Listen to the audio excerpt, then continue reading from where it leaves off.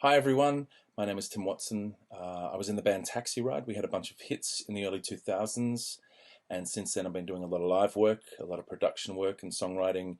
And in the last few years, I've actually been working for Collarts, teaching ensemble and logic and production. And it's been a lot of fun. It's been really great to sort of share my knowledge, but also improve my knowledge. Yeah, welcome to today's little online tutorial. Basically what we're doing today is we are going to look at a really simple technique for generating chords, most specifically for people that don't have a lot of music theory.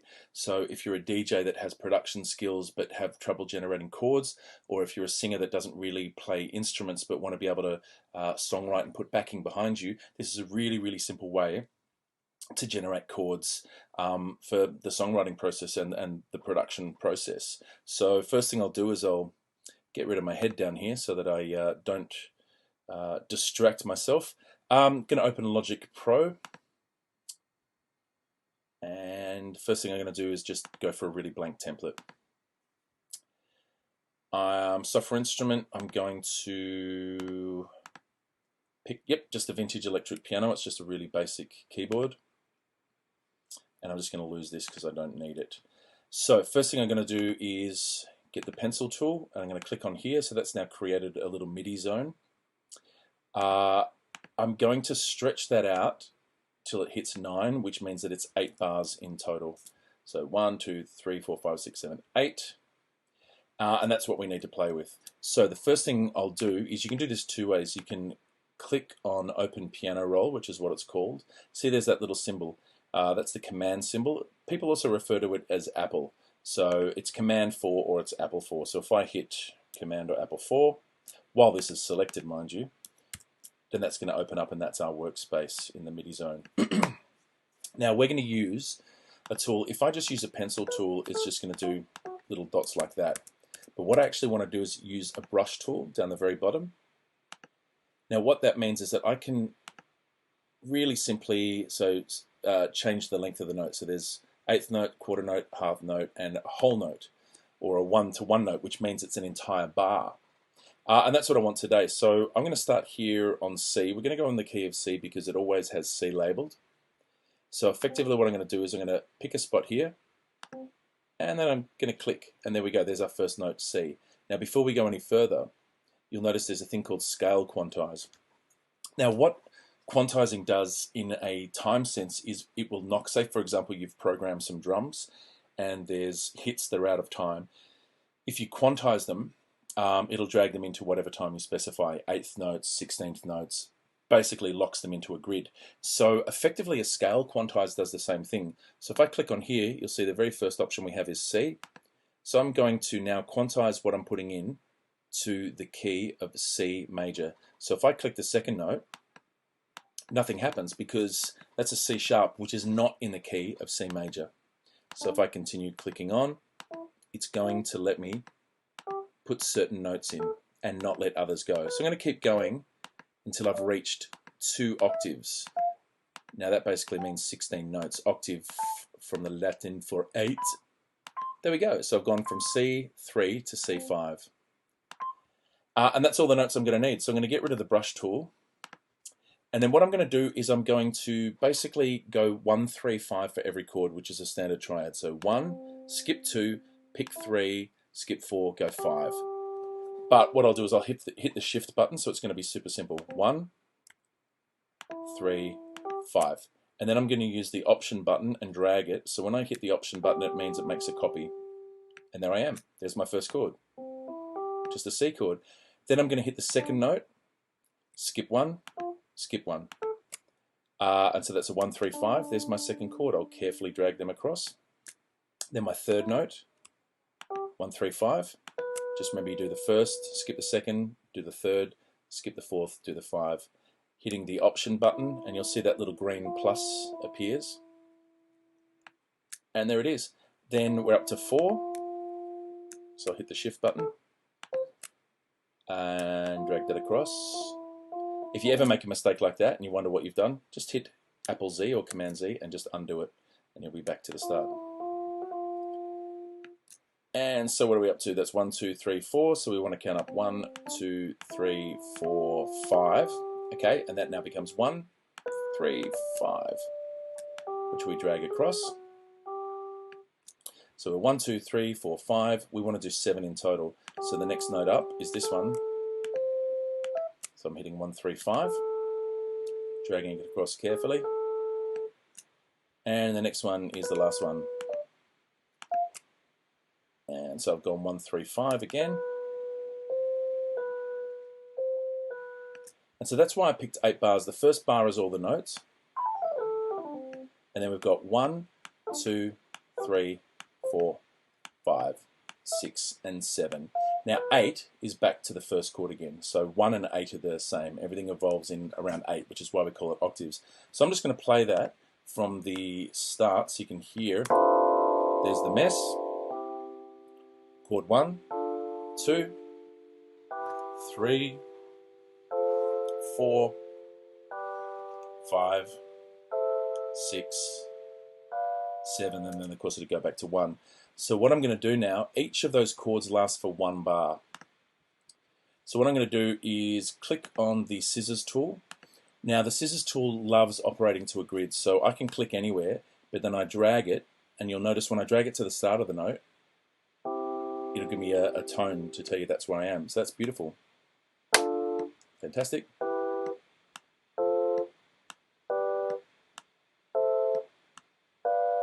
And we're done. Now, what we need to do is label them. So I'm going to go back to my pointer tool. I'm going to select the first one. So forget this one. This is all the notes. That's all the notes in there. This is the first chord, which was the 1 chord. If I hit Shift-N, it basically allows me to name it. I'm going to name it 1.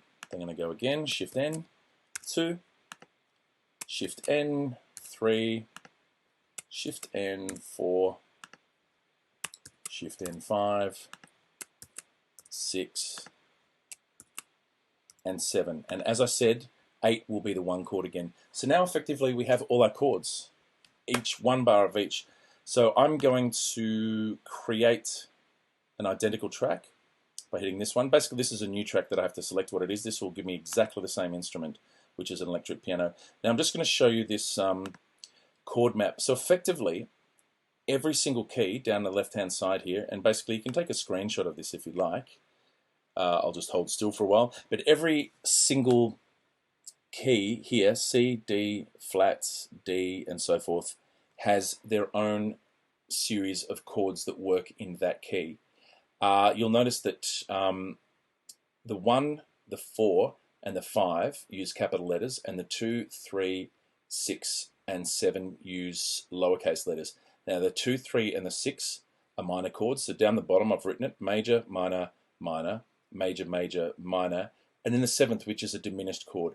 That's a little bit more technical, so we're not even really going to deal with that today. So, you know, you can almost like delete that last one. But for now, 1, 2, 3, 4, 5, 6, 7. Major, minor, minor, major, major, minor, whatever. It doesn't matter because you don't need that because all these chords I've already put into that grid for you. So C, D minor, E minor, F, G, A minor. They're the chords that I've put in that grid for you. So let's lose that. Let's actually look at how we're going to use it. So say for example, common chord progressions. What I've got some from say the 80s, 90s, and even today. It's just like Gold FM really. First one, Journey, Don't Stop Believing, Alphaville, Forever Young, U2's With or Without You, Blink 182, Damn It. This uses a 1, 5, 6, 4. So a major chord, a minor chord, and a major chord. So let's remember that 1, 5, 6, 4. So I'm going to start here, and I'm going to use the Option button to make a copy of that. 1, 5, whoops, I'll do that a bit more neatly, 5, 6, and 4. So I'll remember to mute this one, and let's have a listen to that.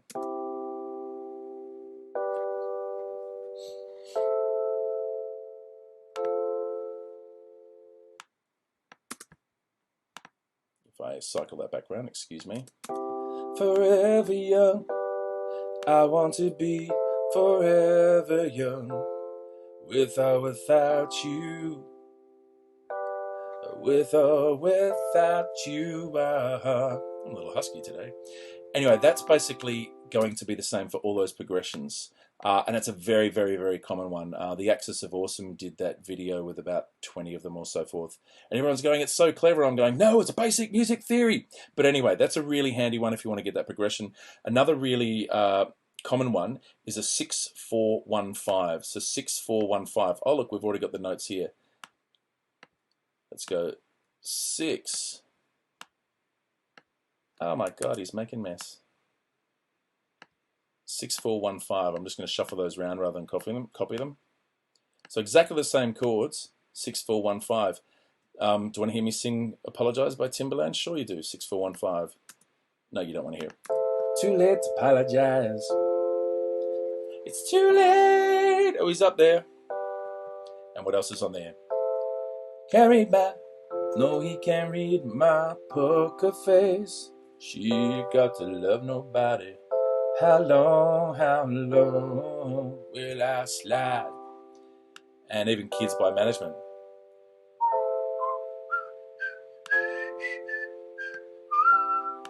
Bet you never thought you'd get a whistle solo when you woke up this morning. Anyway, so you can see how useful those are. That's the 6-4-1-5. So, just remember that 1-5-6-4 and 6-4-1-5. There's two awesomely common but so powerful chord progressions. If you're a singer and you've got a melody, just muck around with those until you find out what works. Now, what we're going to do next is something a little bit different. I'm going to create, so now I'm going to use this left plus button here. I'm going to create a drummer track, cool, electronic will do. And for now, sure, that'll do. I'll lose the claps. And what I'm going to do is I'm going to pick the last song in the group, and that is Blinding Lights by The Weeknd, which is a 2-6-1-5 progression. 2-6-1-5. So firstly, we'll get a 2, 6, a 1, and a 5. 2, 6, 1, and 5. Now the only thing that I'm going to do different is that song's a lot faster, but it holds the chords for longer. So I'm going to go up to 176 BPM. And this little trick here, and this is what you'll use if you're doing songs and they're of the wrong length. I'm going to drag those out. I'm going to hit that Command 4 again. And then I'm just going to hit 1. I'm going to hit Command A, which selects all. And I'm going to drag them so that they go for the full bar length. So now we've got this.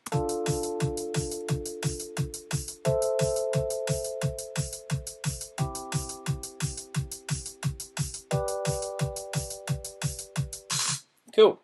I'm going to do the same track again. This one is also a little tricky and clever. I'm going to copy those chords down using the Option button. Just going to mute the other one. And then I'm going to go Command 4 again, get into edit mode. And what I'm going to do is I'm going to lose the top 2 notes from each one because I want to create a bass line. So now I've just got that basic progression. So first thing I will do is I'm going to go a retro synth. And I'm going to go down to synth bass and classic analog bass. Sure, let's give that a shot. Close enough. Now, because it's quite high, I'm going to go up to here and I'm going to go transpose. I'm going to transpose it down an octave, -12, which is 12 semitones. And let's have a listen to that. Cool. There's another little nifty trick you can do in Logic. And you've got your audio effects here, but you can also go up to MIDI effects and go to the arpeggiator. So that's basically in your channel strip.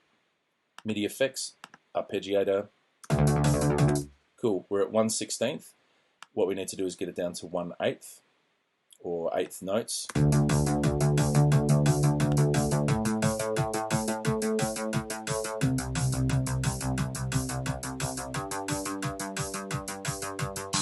Fantastic, sounding pretty cool. Let's put an audio effect on it. Let's see if we can get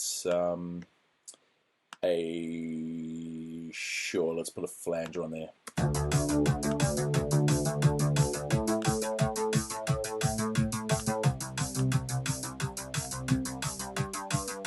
Cool, starting to feel nice in 80s.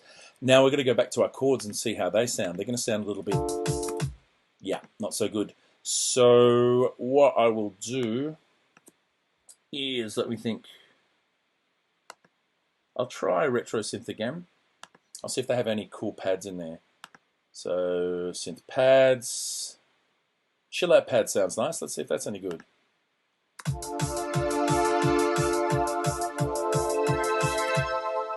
In context.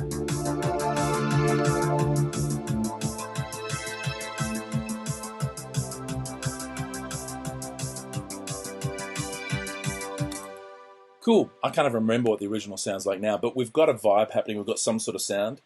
I'm going to go a new track. I'm going to go a software instrument. I'm going to maybe use Alchemy, which is a great synth, just for a lead instrument, and we can see how badly I'm going to play today. So, Alchemy. I'll try, see if there's anything interesting in leads.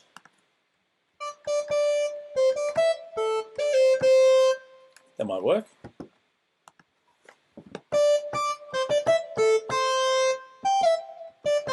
Cool. All right.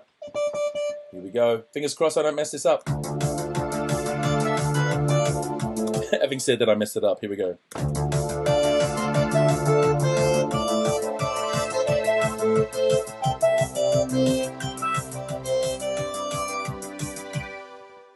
And actually, that's a little bit naffy. Let's try this.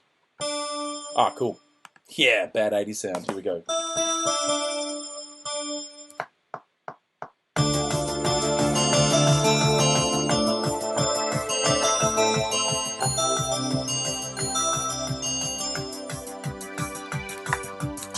And for all of you that know or don't know, I'm going to use that same technique where I hit Command 4. I'm going to select one of these. Oh my God.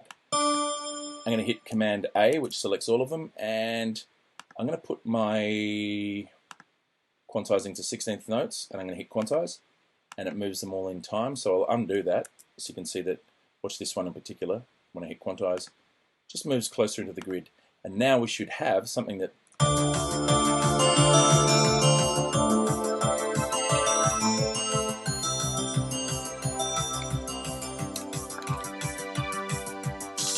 beautiful. Now, one thing obviously when you've got drummer, you can change the sounds around, but a lot of people don't know that you can actually convert drummer to MIDI regions. So say, for example, you hate the drum fill or you want a double hit in there. So say, for example, I want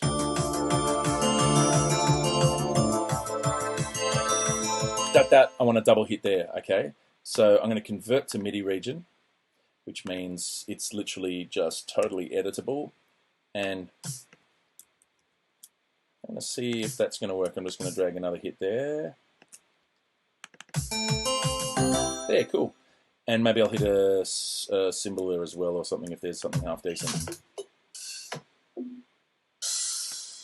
Might sound terrible, but let's have a listen.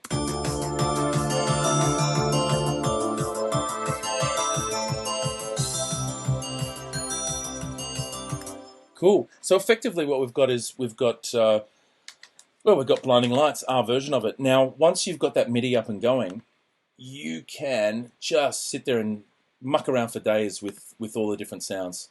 Literally just cycle through it, solo up that section and keep going. Cool.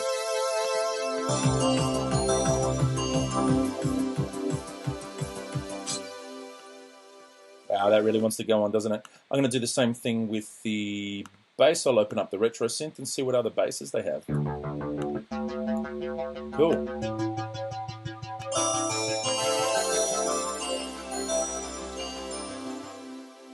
And the same thing, of course, with this one. You can hit your drum machine and you can pick a whole lot of different sounds or adjust your effects accordingly. Another thing you can do once you've had it on drummer is actually just create a new track. For some reason, it never shows drum kit designer. We're gonna drum machine designer. I'm gonna go like that. I'm gonna go create, and once I'm there, I'm gonna go down to drum machine designer, which effectively allows me to change all my patches. Or, you know, I can sit here and I can go, all right, let's.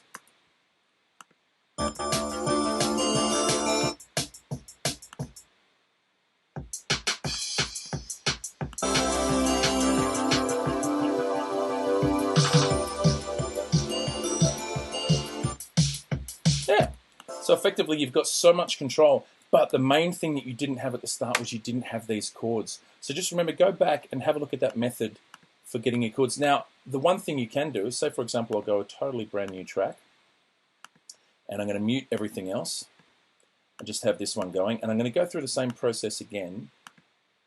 Get my pencil tool, drag it out to the full length, get ready to edit it. But of course, well, my song's not in C major, it's in, say, D major or A major. So all you have to do is exactly that same thing, A major. Then we'll get a little brush tool, and we know C, D, E, F, G, A, cool. Let's start here. Of course, I'm doing 16th notes, not quarter notes. We'll try that again. So here's my A.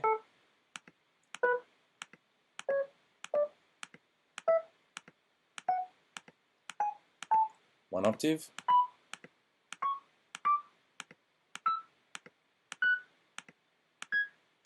There's my 2 octaves again. Fantastic. And all we have to do is exactly what we did before. We go 1, hit the shift button, 3 and 5, drag it across. 2, 1, 3, 5 again. And so forth and so forth. And literally we've got the same thing in any key you want. If you want to get really clever, you lose all that. And let's go A natural minor, so that we know that we're starting an A. Here we go, we'll get our brush tool again. And you might not even know what it is.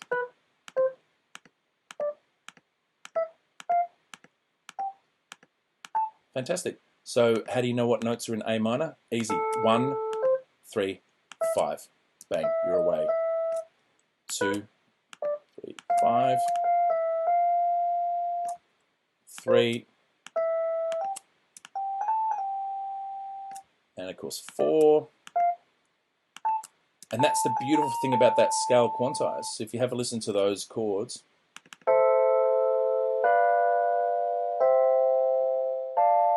suddenly you're in a minor key. You don't even need to know the theory behind it. You just need to experiment and see if it works.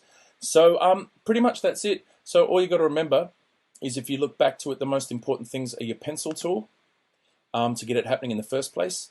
Then when you get into that region, you got to remember your brush tool, very, very important. Also, you got to remember your time quantize, 1 for 1 note, or if you're going to do it half the length, half notes, or so forth, you can always drag them to be longer, as I suggested. And of course, your scale quantize, any sort of key that you want. By the way, all these modes down here, Lydian, Mixolydian, Dorian, Phrygian, Locrian, played in there, you might get something really, really weird happening. It's all about experimentation. But this is going to see you getting some really, really solid chord progressions to start you off. And just remember, take a screenshot of these chord progressions. Like if any of these songs you like the chord progressions, I'm not talking about the songs or the way they've produced them, I'm just talking about the chord progressions. So you want to get Blinding Lights chord progression, there it is. You cannot copyright this chord progression. As long as you don't use his little riff from the keyboard, this is absolutely fine. I would suggest you change the key of it. Same with Dolly Parton. Look how many songs use this chord progression. You cannot be sued for using this chord progression. So 1, 5, 6, 4. Oh my God, you've written your new hit. Anyway, that's it from me. Have a fantastic summer break, or if you're heading into next year. Just being out of the house. How good is that? I've been Tim Watson. Thank you very much for having me. And get into some serious production and generating your own chords. By the way, even if you know music theory, sometimes this can be a really great tool for songwriting. Just to go, I can just drag things around and put them in order and experiment with things that I might not normally, in a way that I might not normally play them. So it is a really, really useful songwriting tool. Take care. I'll catch you later.